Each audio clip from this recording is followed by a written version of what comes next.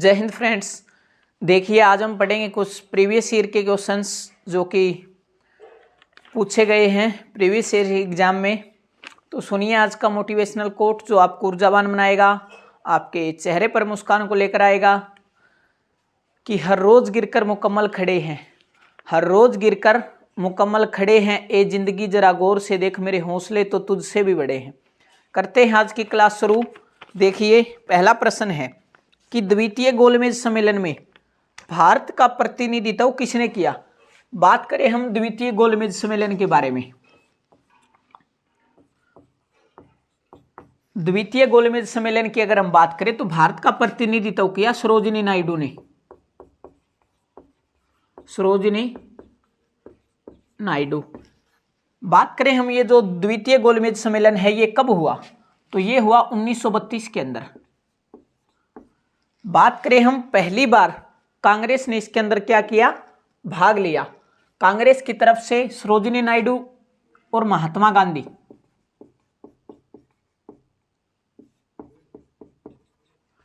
गांधी जी ने भी इसके अंदर क्या लिया था, भाग लिया था। बात करें हम सरोजिनी नायडू के बारे में तो ये जो भारतीय राष्ट्रीय कांग्रेस है इसकी पहली भारतीय महिला अध्यक्ष भी यही हैं। और पूछे आपसे कि स्वतंत्र भारत की पहली महिला राज्यपाल कौन है, तो वो भी यही है। स्वतंत्र भारत की पहली महिला राज्यपाल भी कौन है, सरोजिनी नायडू है। भारत की कोकिला इसे कहा जाता है, भारत की कोकिला। भारत की कोकिला कौन है, सरोजिनी नायडू है। बात करें स्वर कोकिला कौन है, तो वो लता मंगेशकर है। तो भारत की कोकिला इनको कहा जाता है। पूछ सकता आपसे कि सभी गोलमेज सम्मेलनों में भाग लेने वाले व्यक्ति कौन थे, तो doctor B R. Ambedkar ji, doctor B R.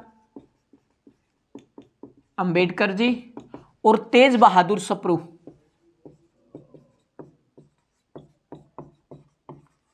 ये दो व्यक्ति हैं जिन्होंने तीनों गोलमेज सम्मेलनों में भाग लिया। आगे हम बात करते हैं अगले प्रश्न के बारे में। आगे है कि भारतीय राष्ट्रीय कांग्रेस का पहला मुस्लिम अध्यक्ष कौन था। बात करें हम भारतीय राष्ट्रीय कांग्रेस के पहले मुस्लिम अध्यक्ष की, तो वो थे बदरुद्दीन तैयब जी। बात करें हम ये कब बने, जो तीसरा अधिवेशन था, तीसरा अधिवेशन कांग्रेस का 1887 के अंदर, उसके ये अध्यक्ष बने थे। बात करें हम कि जो तीसरा अधिवेशन है वो हुआ कहां पर था, तो ये मद्रास के अंदर हुआ था। बात करें हम कांग्रेस के संस्थापक के बारे में। कांग्रेस के जो संस्थापक थे वो कौन थे, ए.ओ. हयूम। ए.ओ. हयूम कांग्रेस के संस्थापक थे और ये कभी भी कांग्रेस के क्या नहीं रहे, अध्यक्ष नहीं रहे। पहले अध्यक्ष की अगर हम बात करें तो डब्ल्यू.सी. बनर्जी क्या थे, भारतीय राष्ट्रीय कांग्रेस के पहले अध्यक्ष थे। जो पहला अधिवेशन उसकी अध्यक्षता इन्होंने की थी। और पूछे आपसे कि जब स्थापना की ए.ओ. हयूम ने, तो उस समय इनके साथ टोटल कितने व्यक्ति थे, तो 72 प्रतिनिधियों के साथ इन्होंने क्या की थी, कांग्रेस पार्टी की स्थापना की थी। आगे हम बात करें कि भारतीय राष्ट्रीय कांग्रेस की पहली महिला अध्यक्ष कौन थी, तो वो थी एनी बेसेंट। एनी बेसेंट थी, ये कहां की थी, आयरलैंड की। ये पहली भारतीय नहीं थी, बल्कि ये कहां की थी, आयरलैंड की थी पहली भारतीय। तो सरोजिनी नायडू हो गई। बात करें हम एनी बेसेंट ने होम रूल लीग मूवमेंट शुरू की बाल गंगाधर तिलक के साथ मिलकर। आगे बात करते हैं हम अगले प्रश्न के बारे में।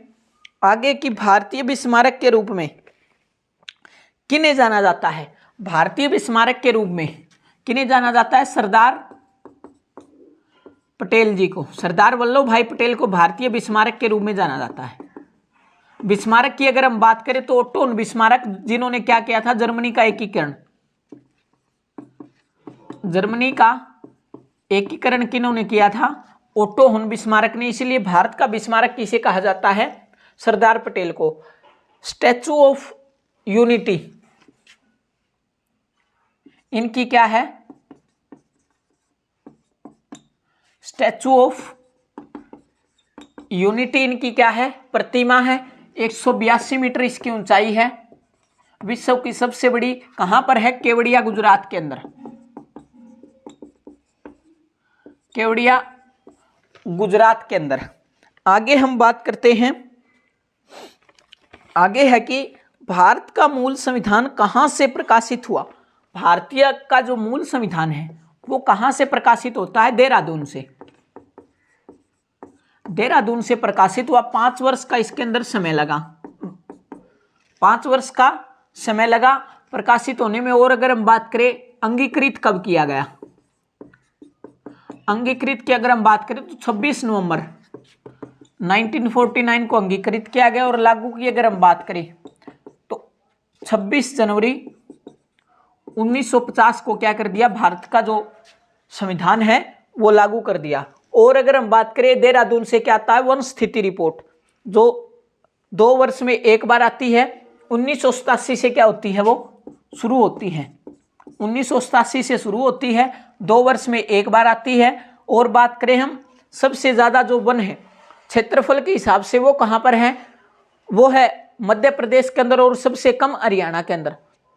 प्रतिशत की अगर हम बात करें तो मिजोरम के अंदर सबसे ज्यादा और हरियाणा के अंदर सबसे कम है। और अगर हम बात करें सबसे ज्यादा वनों की वृद्धि कहां पर हुई है तो वो हुई है आंध्र प्रदेश के अंदर। आगे बढ़ते हैं अगले प्रश्न के बारे में। आगे है कि मूल संविधान कितने शब्दों से बना था? मूल संविधान की अगर हम बात करें तो 80,000 शब्द थे। मूल संविधान हमारा कौन सी भाषा में है? अंग्रेजी के अंदर। अंग्रेजी के अंदर मूल संविधान 80,000 के करीब उसके अंदर क्या थे? शब्द थे। बात करें हम मूल संविधान में आर्टिकल कितने थे? 395 उसके अंदर आर्टिकल थे और 22 भाग थे और 8 क्या थी? अनुसूचियां।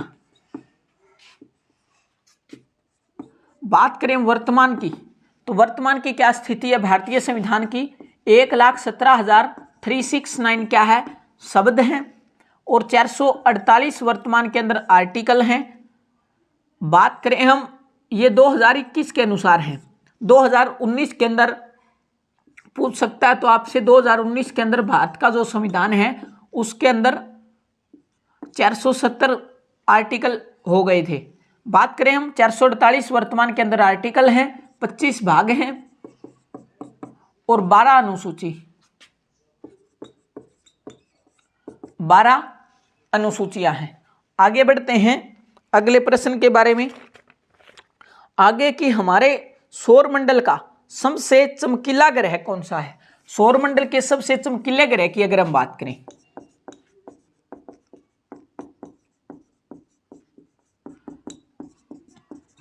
तो वो कौन सा है? शुक्र ग्रह। शुक्र ग्रह है हमारे सौरमंडल का सबसे चमकीला ग्रह। और बात करें हम शुक्र के बारे में तो सांझ का तारा या भोर का तारा भी क्या कहा जाता है इसको? सांझ का तारा या भोर का तारा इसे कहा जाता है। पृथ्वी के सबसे निकट है, इसी कारण इसको क्या बोलते हैं हम?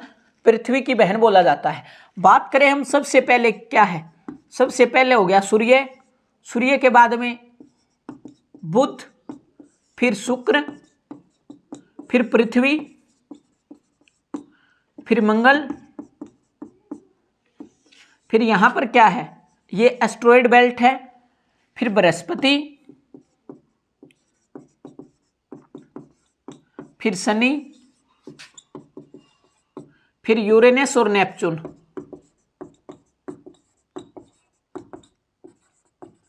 यूरेनस और नेपच्यून। बात करें हम आंतरिक ग्रह, आंतरिक ग्रह किन्हें बोला जाता है? तो ये हमारे सौरमंडल के कितने ग्रह आंतरिक ग्रह हैं? 4 ग्रह आंतरिक ग्रह हैं। कौन कौन से? बुध, शुक्र, पृथ्वी और मंगल। जो बृहस्पति यानी जो एस्ट्रॉयड बेल्ट से इधर हैं उन ग्रहों को हम क्या बोलते हैं? आंतरिक ग्रह। सूर्य और जो बृहस्पति है इसके बीच में जो ग्रह हैं उनको हम क्या बोलते हैं? आंतरिक ग्रह। और बाह्य ग्रह की अगर हम बात करें तो शनि, यूरेनस, नेपच्यून ये क्या है? ये बाह्य ग्रह हैं। आगे बात करते हैं हम अगले प्रश्न के बारे में। आगे है कि पृथ्वी के वायुमंडल में परतों की कुल संख्या कितनी है। पृथ्वी के वायुमंडल की अगर हम बात करें टोटल 5 परत हैं। क्षोभ मंडल,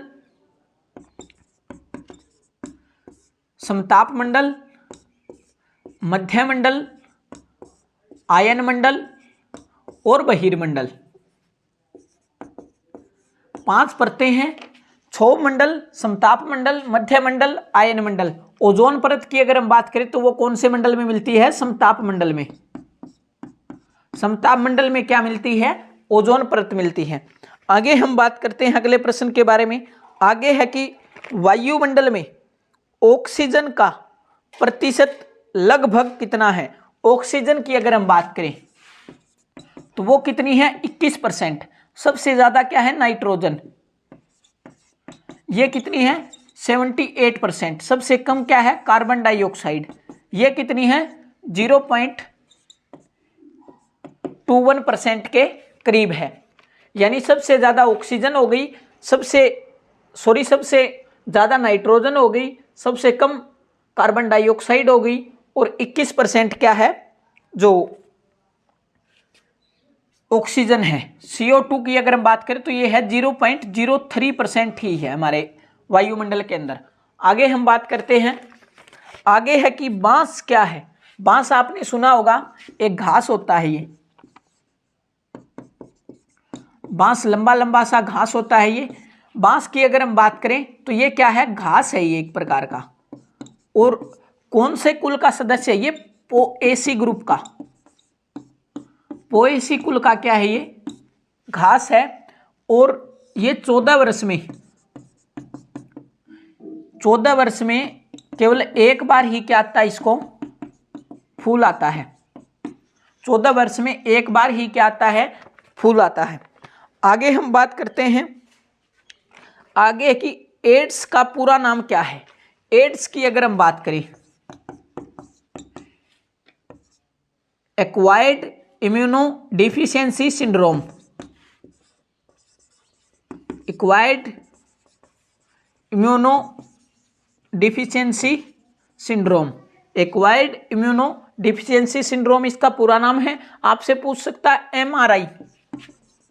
MRI, मैग्नेटिक रेजोनेंस इमेजिंग इसका पूरा नाम है। एक पूछ सकता आपसे SARS, severe acute respiratory syndrome, इसका क्या है? पूरा नाम है। तो फ्रेंड्स, ये थी आज की क्लास। कमेंट सेक्शन में कमेंट करके जरूर बताना कैसी लगी। तब तक के लिए हंसते रहिए, मुस्कुराते रहिए, अपने सपने को पूरा कीजिए, अपने माँ बाप के सपने को पूरा कीजिए, मिलकर इस मैदान को फतेह कीजिए। क्या पता आपका एक प्रयास ही आपको सफलता तक पहुंचा दे। क्योंकि आप कितनी मेहनत कर लो आप, लेकिन जब तक सफल नहीं होगे तब तक आपकी मेहनत बेकार है। जब सफल हो जाओगे तब आपकी मेहनत बिल्कुल सही और सटीक रहेगी। तो मिलेंगे नेक्स्ट क्लास में। तब तक के लिए हंसते रहिए, मुस्कुराते रहिए। जय हिंद।